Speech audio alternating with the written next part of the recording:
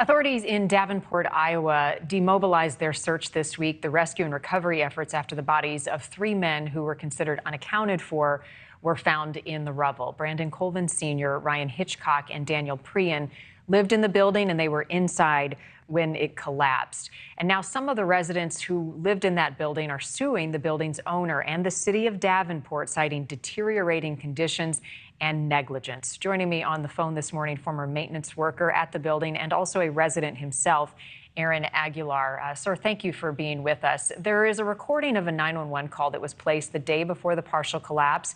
It revealed the director of a local organization affiliated with the Chamber of Commerce reported a contractor's concerns about some of the walls and the integrity. Fire officials showed up. They spent about 5 minutes looking at it, according to the dispatch log. How do you receive that information, knowing that there were concerns that weren't being addressed in this building?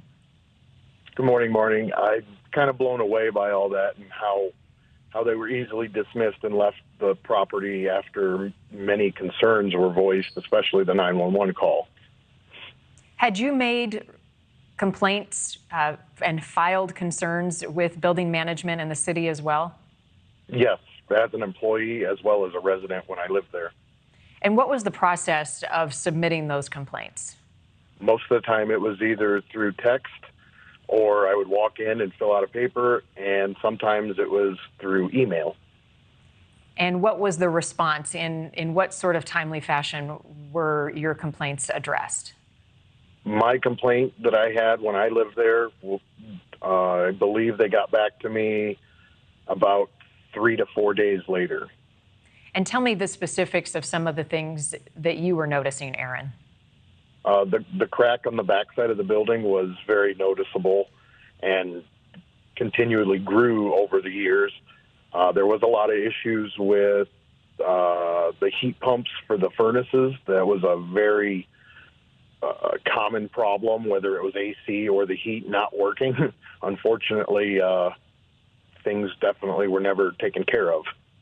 You have an interesting perspective because not only did you live there and you saw this, but you were part of the maintenance crew. When complaints were filed, how would that filter through to you to help repair some of the things that were happening? Generally, the manager and or the owner, depending on which owner it was, it changed owners 3 times in my time there. They would reach out, give us a work order sheet to address whatever apartment issue was going on and to update them if we needed to make purchases or if it was something that was out of our realm and needed to be fixed by outside contractors generally. Of what you saw, what do you think was the most serious complaint levied, and was it being addressed? The biggest complaint was the structure on the backside, in my opinion. When the storm came through, we had a derecho hit in 2010, and the rooftop had peeled back, and there was continuous water running in the building on the inside as well as the exterior for weeks, and nobody wanted to do anything about it.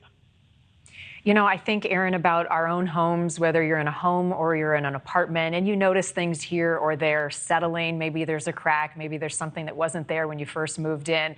And even oftentimes now we'll ignore that and think, oh, it wasn't that big of a deal. Did your concerns ever rise to the level that you thought the building would come down?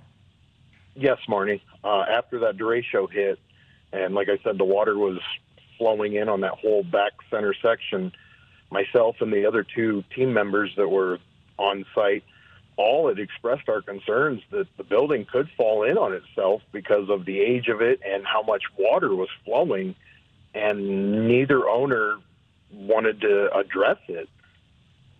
Are you part of the lawsuit now, Aaron? I have not reached out to legal counsel yet. And do you plan to? I'm not sure, honestly. Were you living in the building when it collapsed? No, I moved out in late December of 2020, possibly the first week of 2021. And was it because of your concerns? Yes. Aaron Aguilar, thank you. It's eye-opening what is coming to light about this collapse and the 3 lives that were lost, many others who were injured. I appreciate your time this morning. Thank you for watching. Go to newsnationnow.com to find NewsNation on your television provider. And don't forget to click the red subscribe button below to get more of NewsNation's fact-driven, unbiased coverage.